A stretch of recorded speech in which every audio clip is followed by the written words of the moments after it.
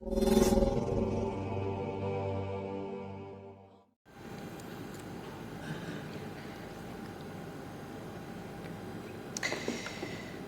hamdalillah nahmaduhu wa nasta'inuhu wa nastaghfiruh wa na'udzu billahi ta'ala min shururi anfusina wa min sayyiati a'malina. Man yahdihillahu fala mudilla lahu wa man yudlil fala hadiya lahu. Wa asyhadu an la ilaha illallah wahdahu la syarika lahu wa asyhadu anna Muhammadan abduhu wa rasuluh. Qala Allah ta'ala fi kitabil karim, ya ayyuhalladzina amanu taqullaha haqqa tuqatih wa la tamutunna illa wa antum muslimun. Amma ba'du fa ya ibadallah, usikum wa nafsi wa iyyakum bitaqwallah faqad fazal muttaqun wa khabal asun. Kaum muslimin sidang salat Jumat rahimani wa rahimakumullah, mengawali khutbah kita pada kesempatan yang berbahagia ini, marilah kita senantiasa untuk selalu meningkatkan ketakwaan kita kepada Allah.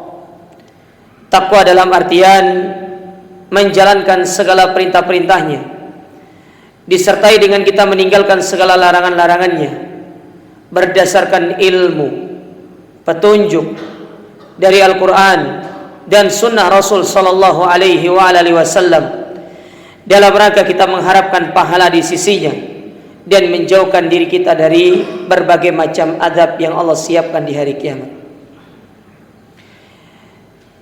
Tak lupa di hari yang mulia ini, marilah kita senantiasa untuk memperbanyak salawat kita kepada baginda kita, Rasul kita yang mulia alaihi salatu wassalam.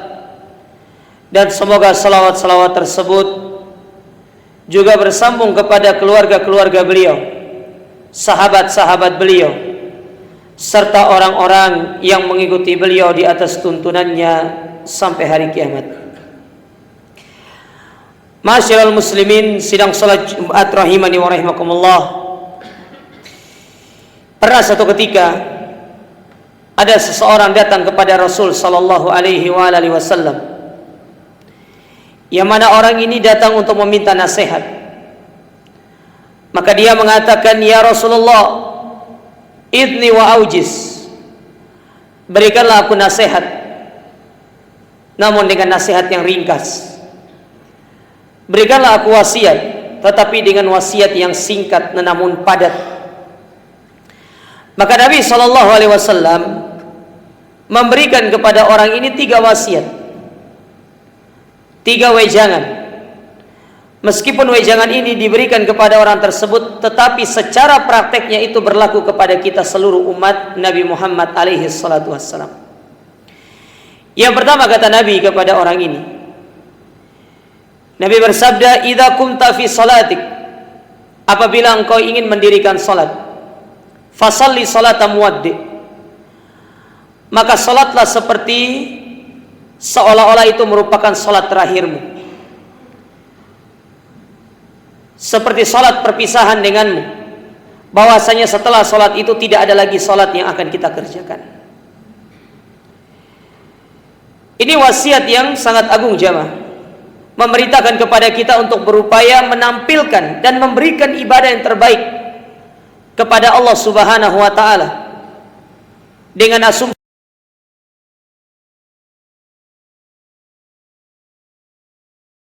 kita kerjakan. Kenapa banyak di antara kita melaksanakan ibadah salat, melaksanakan puasa, haji, umrah, atau mungkin sedekah yang lainnya, kita melakukannya biasa-biasa saja, karena di dalam diri kita selalu menganggap bahwasanya hari esok itu masih akan ada untuk kita. Kita masih beranggapan kita akan hidup sampai hari esok. Kita masih beranggapan bahwasanya kehidupan kita akan masih berjalan setahun, 2 tahun, bahkan sampai puluhan tahun yang akan datang. Namun kita lupa bahwasanya ajal manusia itu sebagaimana kata Allah Ta'ala, wa ma tadri nafsum madza taksibu ghadan. Manusia itu tidak tahu apa yang akan dia dapatkan di esokan harinya. Mungkin dalam pandangan kita masih ada hari esok untuk kita.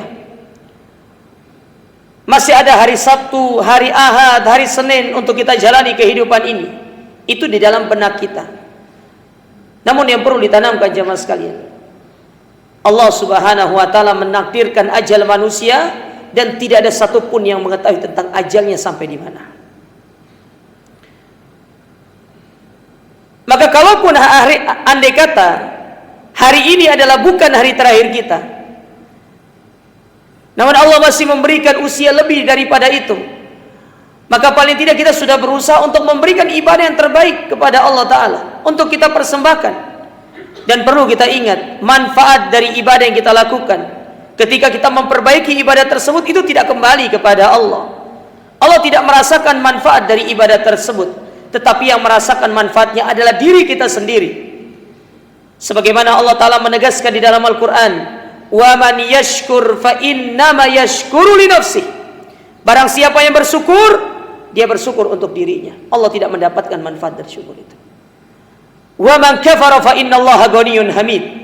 Tetapi barang siapa yang kufur, yang membangkang, bermaksiat kepada Allah Ta'ala, maka ketahuilah dampak buruk dari maksiat itu Allah tidak merasakannya. Yang merasakan adalah diri kita sendiri. Lalu Allah tutup ayat itu dengan mengatakan, innallaha ghaniyyun hamid.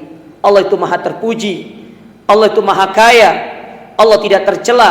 Kemaksiatan yang dilakukan oleh seorang hamba tidak menjadikan Allah tercela, dan ketaatan yang dilakukan oleh seorang hamba tidak akan menambah kemuliaan Allah Subhanahu wa taala sedikit pun. Kita yang merasakan manfaat dari ibadah tersebut.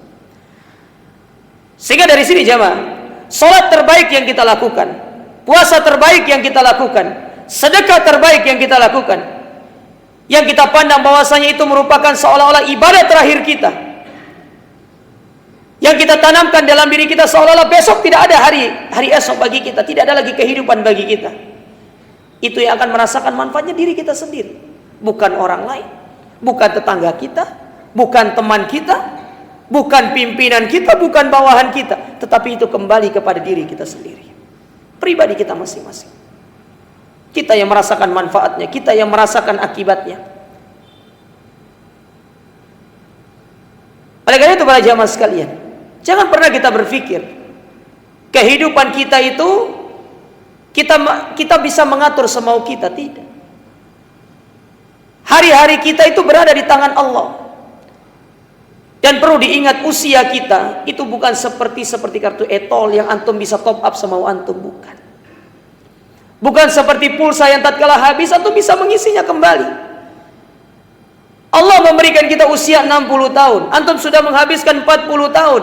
Tidak bisa 40 tahun yang berlalu itu yang kita sia-siakan dengan perkara yang tidak bermanfaat. Kemudian kita bisa menambahnya kembali, kemudian kembali lagi menjadi 60 tahun lagi masa usia kita di sini. Tidak bisa. Apa yang sudah berlalu sudah selesai. Maka ini yang perlu kita tanamkan dalam diri kita, jemaah. Beribadahlah dengan yang terbaik. Karena kita tidak tahu ajal manusia. Kita tidak tahu ajal kita. Tidak tahu usia kita sampai kapan. Allah menakdirkan usia kita ada batasannya. Allah memberikan peringatan kepada kita tentang usia kita. Tidakkah kita sadar bahwasanya usia-usia kita pada hakikatnya telah berada pada usia-usia peringatan dari Allah Subhanahu wa taala. Kalau sudah demikian, penyesalan tidak ada manfaatnya. Oleh karenanya pernah disampaikan oleh Abdullah bin Mas'ud radhiyallahu taala anhu. Beliau pernah mengatakan di hadapan para sahabat dengan mengatakan, "Ma nadimtu ala syai'in nadami." Tidak ada sesuatu yang paling aku sesali dari kehidupan di atas muka bumi ini. Ala yaumin, tentang satu hari, gharabat fihi syamsuhu, naqasa fihi ajali wa lam yazid fihi amali. Tatkala pada hari tersebut mataharinya terbenam, kemudian kita menyaksikan matahari itu terbenam, lalu berkurang usia kita, sedangkan amal ibadah kita tidak bertambah sama sekali. Kesempatan kita semakin menipis untuk beramal, sementara amal kita tidak ada yang kita tambah dalam satu hari tersebut. Kita sering terkesimak dengan keindahan dari sebuah sunset, dari sebuah matahari terbenam. menampilkan sebuah pemandangan yang sangat indah, tetapi kita lupa esensi dari sebuah nasihat yang ingin disampaikan oleh matahari terbenam itu. Seolah-olah dia ingin berkata sama kita, wahai manusia, aku akan pergi meninggalkan kalian, dan perlu kalian ketahui, aku tidak akan pernah kembali datang dalam kehidupan kalian. Hari ini, tatkala nanti mataharinya terbenam, lalu kita mendengarkan kumandang azan maghrib dikumandangkan, maka tidak akan pernah datang lagi kepada kehidupan kita hari ini. Tanggal 10 Muharram 1445 Hijriah tidak akan pernah datang lagi dalam kehidupan kita. Yang ada 46, 47, 48. Itu pun kalau kita bertemu dengan tanggal tersebut. Sampai kapan kita mau dalam kelalaian jemaah? Kurang apa Allah memberikan peringatan kepada kita? Apakah sampai kita menunggu datangnya hari kiamat baru kita akan mempersembahkan ibadah terbaik kita kepada Allah? Ataukah kita menunggu sampai nyawa, sampai kerongkongan baru kita akan mempersembahkan ibadah terakhir kita kepada Allah? Ingat kisah Fir'aun. Ketika nyawanya sudah sampai kerongkongan, dia baru mengatakan, ana mu'minun bi Rabbi Musa, aku beriman dengan Tuhannya Nabi Musa. Enggak ada manfaatnya. Ditolak sama Allah Ta'ala. Tanyakan dalam diri kita, sampai kapan? Sampai kapan ibadah yang kita lakukan, salat yang kita lakukan hanya sekedar untuk menggugurkan kewajiban? Sampai kapan puasa yang kita lakukan hanya sekedar untuk kita menggugurkan kewajiban kita?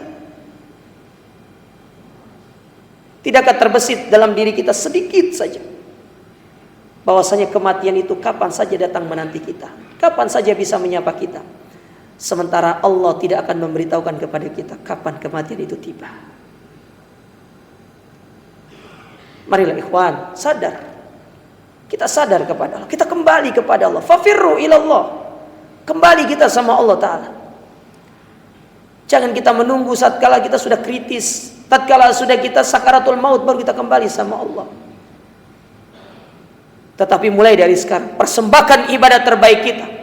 Lakukan ibadah terbaik kita. Dengan harapan dari ibadah terbaik yang kita lakukan tersebut, sebuah ending yang indah yang akan kita dapatkan yang bernama husnul khotimah. Ini wasiat yang pertama. Wasiat yang kedua, masyiral muslimin, yang disampaikan oleh Nabi SAW kepada orang ini. Kata Nabi SAW, wala tatakallam bikalamin ta'tadiru minhu godan.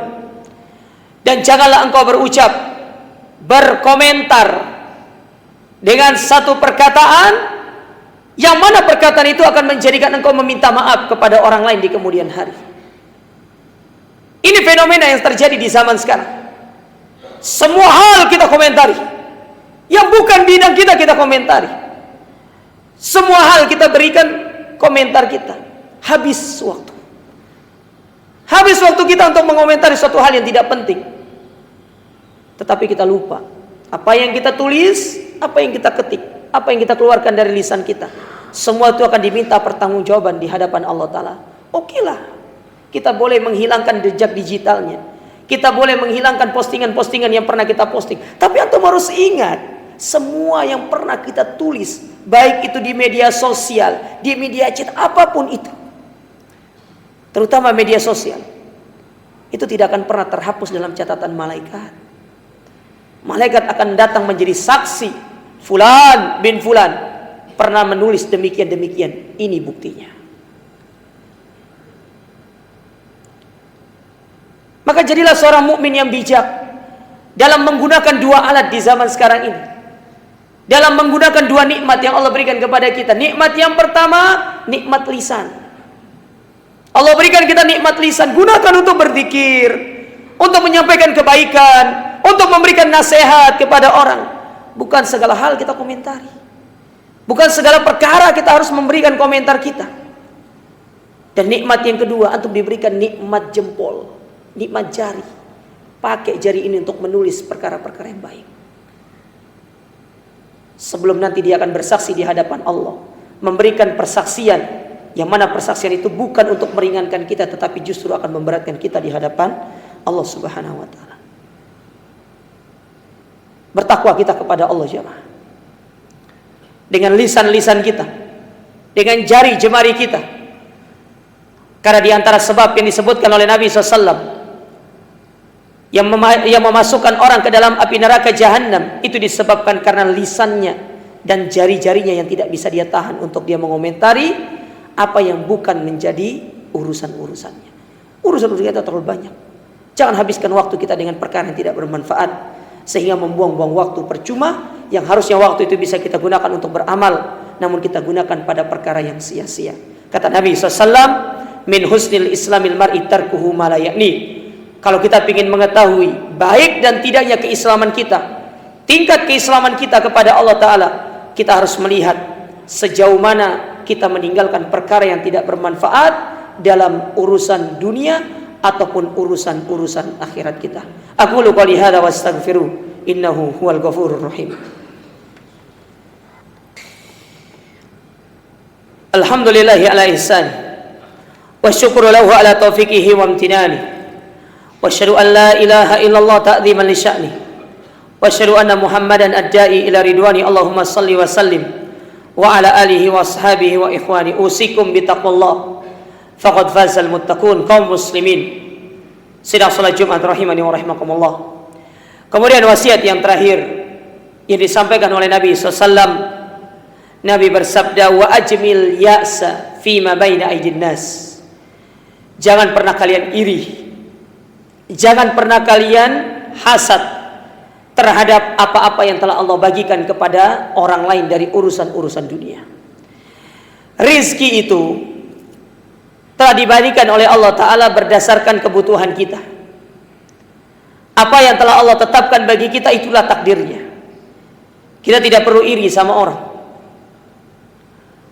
Rizki Allah Ta'ala itu semua itu karena kehendak Allah. Saya sering mencontohkan di dalam beberapa pengajian jemaah. Ketika ada dua orang, dia berangkat bersama-sama menuju kolam pancing, tempat dia memancing ikan. Dia menggunakan kail yang sama, umpan yang sama, duduk secara berdampingan di waktu yang sama, kolam yang sama. Semuanya sama, tetapi satu yang akan membedakan mereka, hasilnya. Antara si A dengan si B belum tentu mendapatkan hasil yang sama. Itulah rizki. Rizki itu kata Allah Ta'ala, dzalika fadlullah yu'ti may yasha. Allah berikan kepada sebagian orang kelebihan dan kepada sebagian orang lebih daripada yang lainnya. Itu berdasarkan keutamaan dari Allah Ta'ala. Maka kita tidak perlu iri kepada orang, melihat orang lain mendapatkan ini kok lebih tinggi daripada kita. Tidak perlu kita iri, itu Allah yang bagikan sama kita. Makanya konsep dalam masalah rizki itu jemaah. Kata Nabi SAW, undur ila man asfala minkum wa la tanduru ila man huwa fawqakum. Jangan lihat kepada yang di atas, lihat kepada yang di bawah. Kalau hari ini Anda misalkan keluar dari rumah, taruhlah Anda sebagai seorang pekerja yang ada di jalan, sebagai karyawan online misalkan, Anda hari ini baru dapat 2, 3 pelanggan, syukuri. Di luar sana ada yang keluar dari habis subuh mungkin sampai hari ini belum dapat pelanggan. Anda masih mendingan masih dapat. Kita tidak tahu karunia Allah Ta'ala jemaah.